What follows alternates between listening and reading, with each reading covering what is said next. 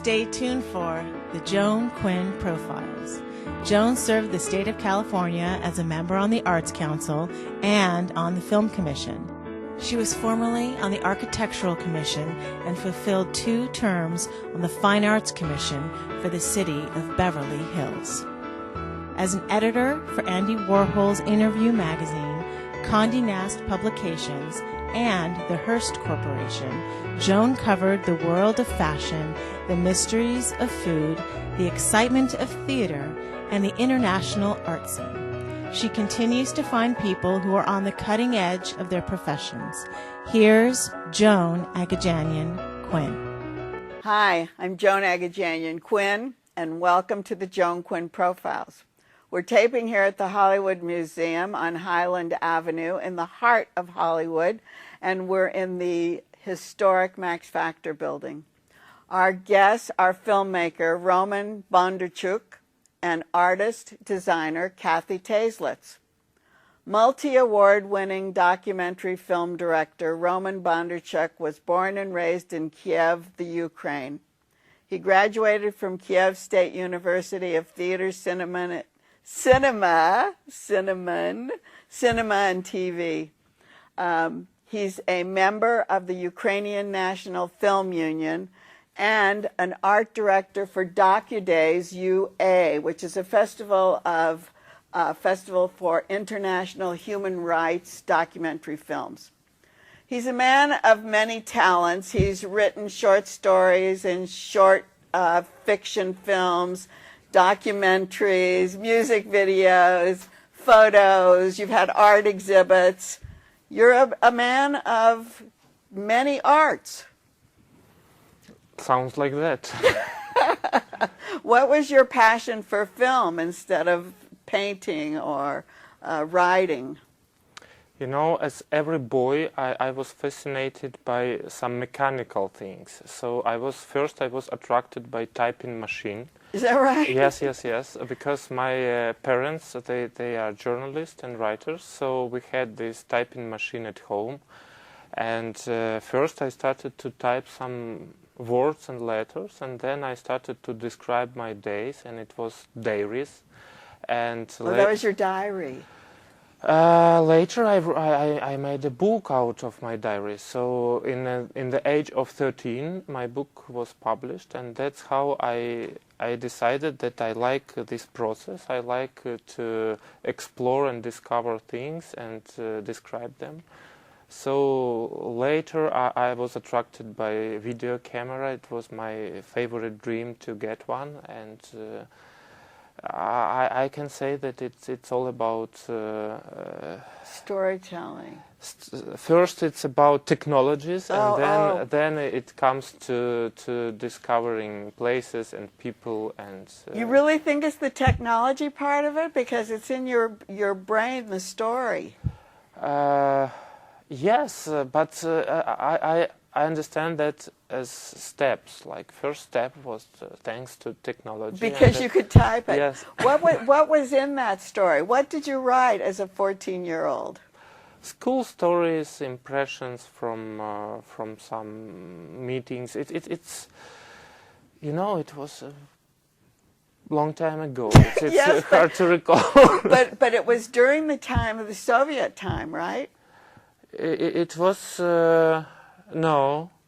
I was born in 82, so it was already. Oh, it was after. After. So you didn't have to wear a uniform to school, and you didn't. It was a very short period for me. I remember these red buttons, yes, but not these scarves, because it was pioneers, and they started from like. I forgot it. Not from the beginning. So but not first, for you. I see. First, little kids they were wearing these buttons, and then. I see.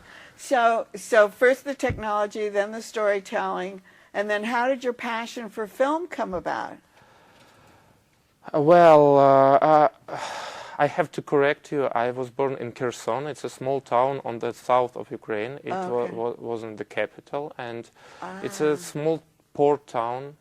Was it on the Black Sea? Not far from the Black Sea. It's a delta. It's Dnieper and Black Sea. And it was an amazing period because after collapse of Soviet Union, we had like a explosion of artists and film clubs and some hubs for young people. And we had a small cinema club in former place where censorship members gathered and checked the film before it was released. So to make sure that it was censored?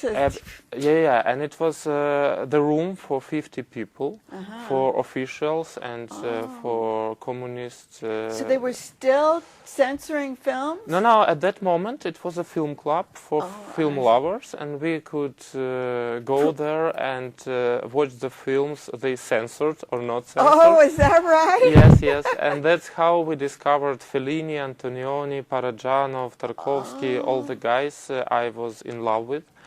And at that period we had to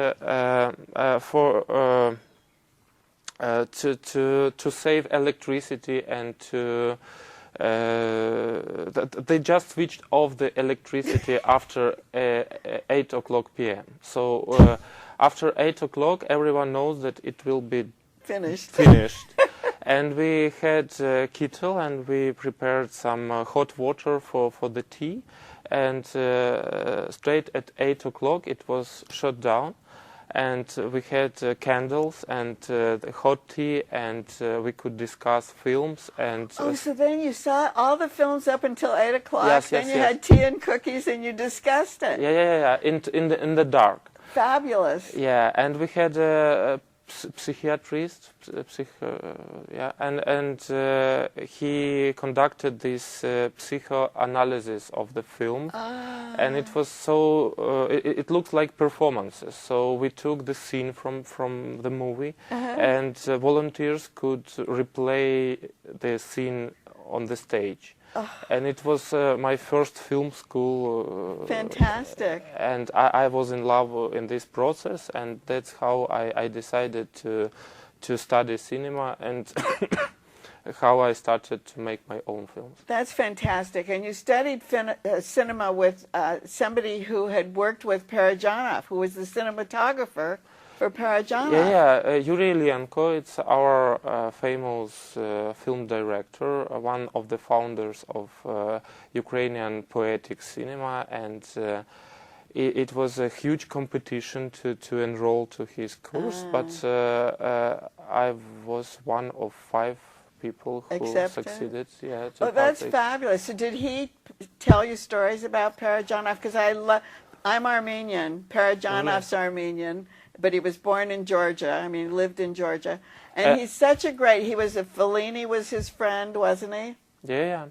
Many stories, but most of the stories about their arguments about how to film and how to proceed. And once they even agreed for duel. You know what is duel? When it's French word, if I'm not mistaken, where people get guns and it's a duel. Duel. Oh, they were going to shoot each other. Yes. But that sounds like Parajanov. They always said he was so crazy. You know, he had so many great ideas, but because he was crazy. I think every artist is a bit crazy. I love talking about your past, but I want to talk about Ukrainian sheriffs, because that's your first full-length documentary film, right? Mm-hmm. So tell us about Ukrainian sheriffs. Well, it took 3.5 years to complete the film. We started with this story of a remote village on the south of Ukraine, where people have no access to police. Was this like a village that you lived in? No, it's I'm from a town. It's not You're a from village. A town. This is really a village, I see. Yeah, it's a very small village, and it's remote. And when you call police, they never come. Do they have police? Yeah, they have a police department like 30 kilometers away, and only one guy for several villages, like a district policeman. So he never come. So they established their own service. They have chosen the smartest and the strongest guy, gave them the tokens and the car, and called them the sheriffs. Do they pay them? Yes, they normally have some useless salaries in this village council, like chief of electrician or some lecturer for local school, or some really positions which you never need. So they took this money and gave them to sheriffs. So officially, it's no sheriffs there, but they receive. But they are. Yeah. But it's funny. I saw the film. I thought it was a feature film. I didn't think it was a documentary. Great to know. It's a good compliment. Is that a good compliment? Yeah. And I kept saying, where did he get these people with such dirty fingernails? And why didn't they wear their shoes? And different things like that. But that's where the sheriffs went, right?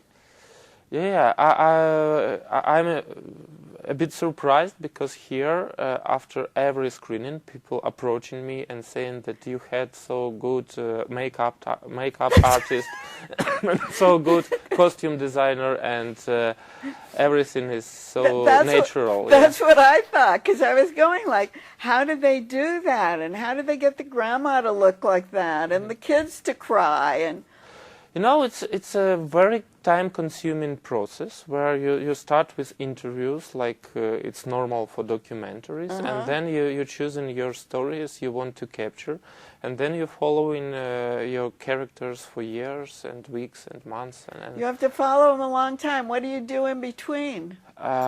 We completed another film about Maidan. It's now available online. It's Euromaidan Rough Cut. It's 10 stories from 10 directors about Ukrainian revolution. Oh, how great. What is it called again? Euromaidan, like it's the name of this place. Maidan means square. M-I-D-A-N? Maidan, yeah.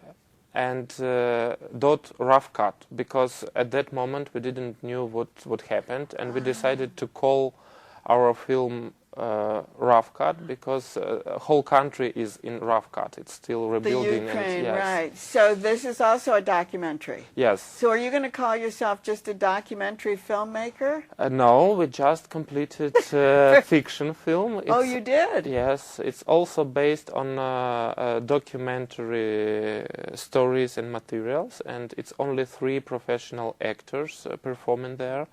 But all other people, like lots of small characters, so they are all local inhabitants and non-professional actors. So it's a hybrid. Well, I'm glad to hear that. And I'm glad you were with us today. Thank you so much for being here, Roman. Thank you for inviting me. And don't go away. We'll be right back with artist Kathy Taslitz.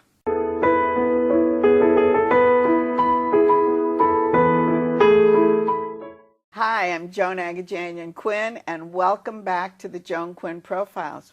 We're here with artist, interior designer, Kathy Taslitz, who grew up in Chicago. She has a number of public commissions, and her work has been exhibited in galleries across the United States, including 2 of my favorites, Gerald Peters and Richard Gray.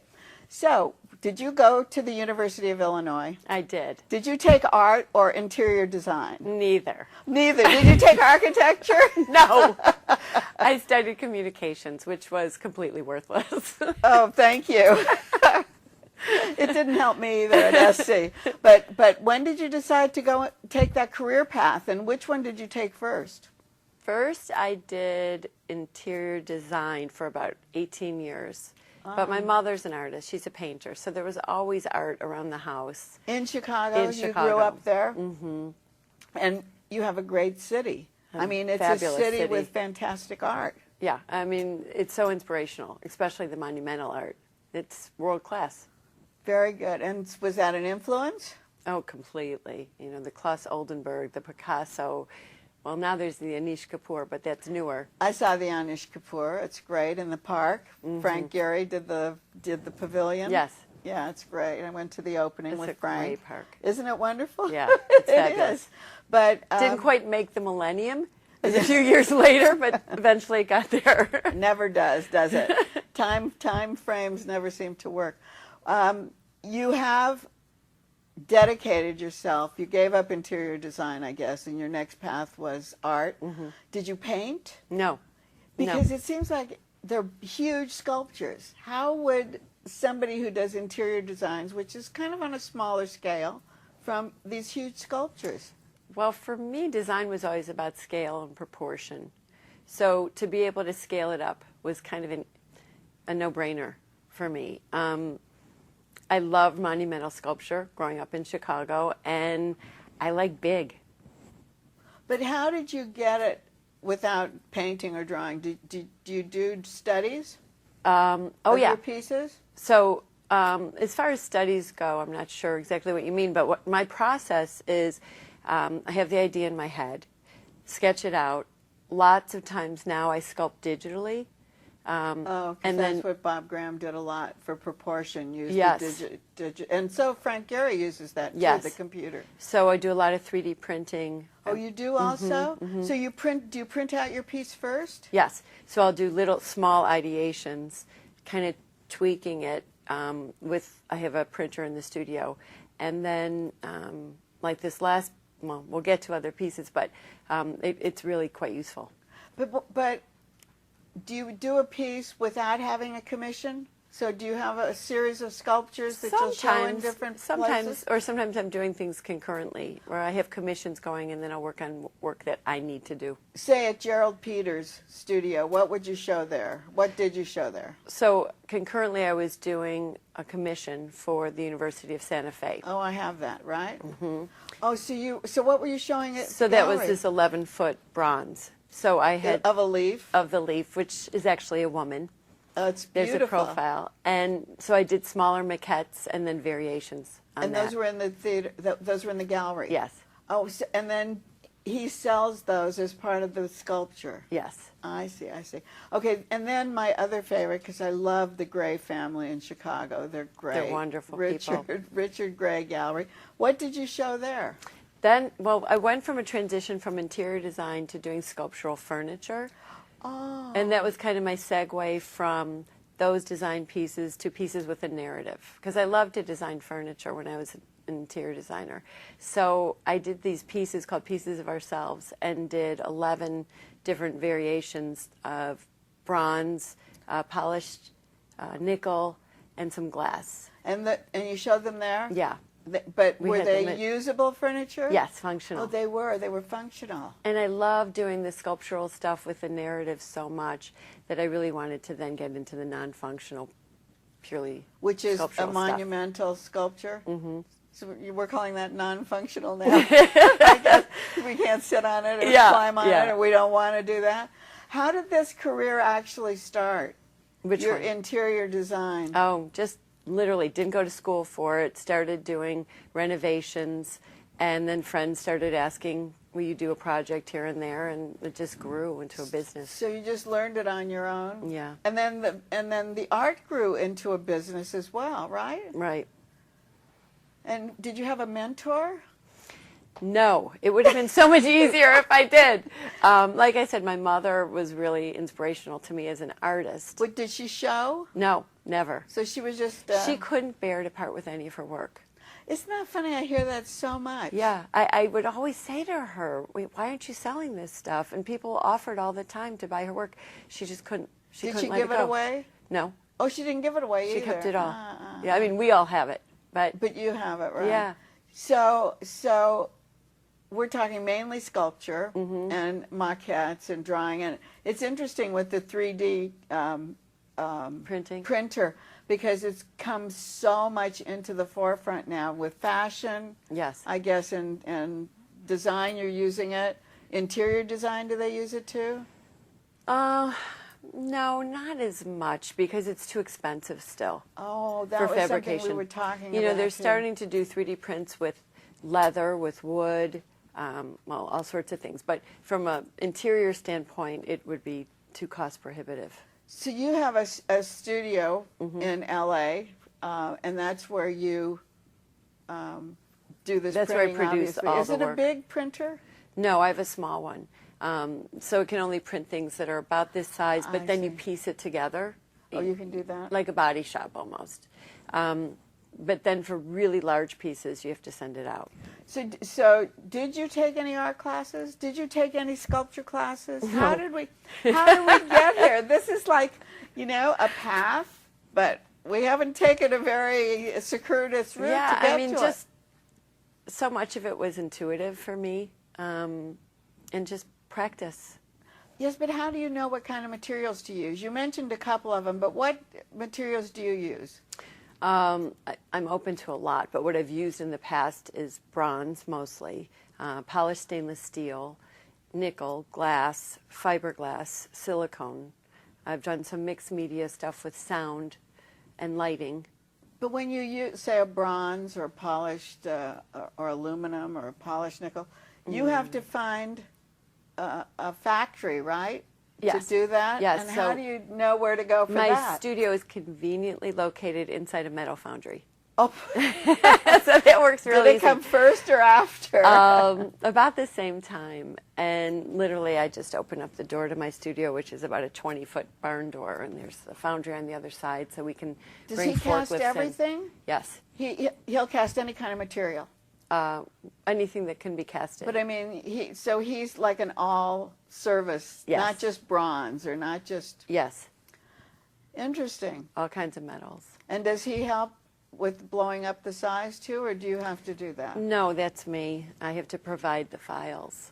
Same with when I do fiberglass. I work with other fabricators for fiberglass. Laser cutters. Laser cut, right. Yeah. So if you have a file, you can. It's very transportable. So that's your file from your computer? Yes. Okay. So you have a studio in LA, you open this 20-foot door, you have your foundry right there, Yes. and you got this fantastic LA County commission. So did you use them for the commission? Did you use that? They were part of the commission. Were they? Fabricators. Yeah. It was. There were probably over 100 hands on these it was two commissions through the county. I'm going to show this first. This is the first one, and it's a So jellyfish. this is called Prevailing Affinities, and it's a series of 18 jellyfish that are connected sort of as families. There's different units, and each family, as you're walking up the stairs, are different colors. And it's in the library in the Manhattan library. Beach. Yes, it's a new library. And they're different colors? Yeah, on the inside, the family groupings are different colors, these really bright poppy colors. And at the end of each tentacle are these silicone plugs, almost like connectors, because it's about connection and reaching out to within themselves, within their own families, and then to the neighboring communities. So was it a juried selection? Yes. Was it? Yes, quite juried. I mean, Lots and of so different many people? levels. Was Yes. it? Yeah. How long did it take, the process? From when they first contacted me until we signed the contract was a year. And so did you present this in the beginning? They called did me the- and said, yeah. "Are you interested? We're doing a list of artists that we'd like to be in the running. I see. Do you want to throw your hat in the ring?" Oh, so you were picked to be one of the Yes. contestants. So I said, one of the artists. Yes. So then I had to produce a letter of interest and show my work. And then I did a scaled model of the library that was about this big with those two pieces to scale within the scaled version of the library. I think this is good because this shows you, Yeah, that and it shows you the shows the scale. scale of what it is. How is it installed? So it's in a 40-foot by 15-foot atrium that's about 20 feet high in the air. So I have these 11 poles going across the skylights and then have steel suspension cable hanging them. Do you have to figure that, or do you go to an engineer? I work with an engineering firm. You work with an engineering firm, and that comes from your part, not from the library part. Correct. I see. Yeah. And then one of the other things was this.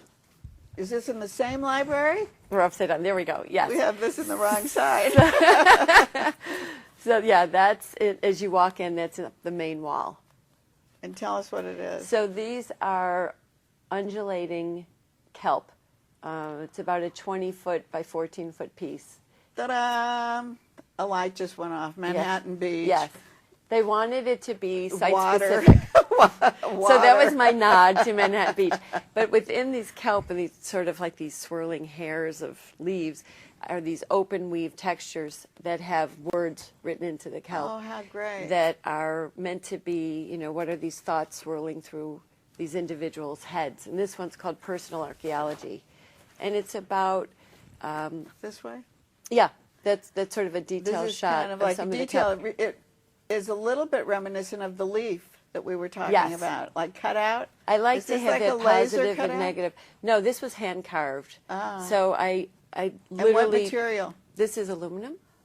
So I printed out 14-foot sheets of paper and then glued them to insulation foam and then hand carved each leaf. Oh, wow. And what kind of crew do you have when you work with these huge pieces? Well, just for the installation alone for these two pieces, probably had 20 to 30 people there every day for 6 days. Is that right? Yeah, it was a huge crew. And it's all dictated by the engineer and by... Initially, I'd people? say it's all dictated by my design Yeah. and how it's meant to hang. And then from there, we go to the engineer and talk to him about what's the best way so it's functional but aesthetic. Mm-hmm. And then, you know, So breaking it right down. on the site, we're doing this all site-specific, talking and deciding how to do things. It's got to be done way before then. But, yeah. but also when you get there, you have fine-tuning, I guess. Yes. So I know what inspired this work. What inspires all the other work? This was Manhattan Beach, right? Yeah. Mostly just life. You know, a lot of my work is about identity, looking into who we are as a human race, humanity, the conversation between humanity, nature, and technology, and that convergence. The technology is a very important factor that we're going to have to deal with. We haven't dealt with it in the past because it wasn't a necessity. Now it is a necessity, and it's interesting you're using that 3D printer and you're incorporating it into what you're doing. I mean, I don't know if you would call an engineer technology. Well, it depends on the engineer, I guess. But this is a separate component you're talking about now, right? Yeah, I mean, as far as the technology, it's more about how it's affecting us. I did a series called Just Visiting of these very large 8-foot seashells, fiberglass seashells, that had sound and light. And it's about this sentient reporters, the shells. You know, we've been listening to them, but now they're reporting to us what they've been hearing. And they're sounds of humanity, nature, technology, and it's all converging. You know, it's becoming part of us and literally in our body. So I think that's what's going to come next, because it's interactive too, isn't it? Mm-hmm. Mm-hmm. It is. And that's why I try and make my work somewhat interactive. For example, these undulating leaves, you walk under them and you sort of become part of this ecosystem between the jellyfish and the kelp. The architecture of the building itself has these waves in the ceiling. Oh, great. And so you're sort of part of that whole experience. And who did you work with? The architect? Who was the architect? The building was done when they selected me. It was almost finished. The building was almost completed, but they were really wonderful. And I could see that the building was really inspired by the light and space artists of the 60s. And I love that. Oh, that's I love great. that aesthetic. Because so that I really tried worked to work with that. with your work, too. Mm-hmm. Well, I'm so glad you came and explained it, because, you know, it's a whole different thing, making art and making art for a space. Yes, it is. Well, thank you so much. And you keep writing to us. We'll bring you some interesting things. JAQUINN1 at AOL.com. We'll see you next time.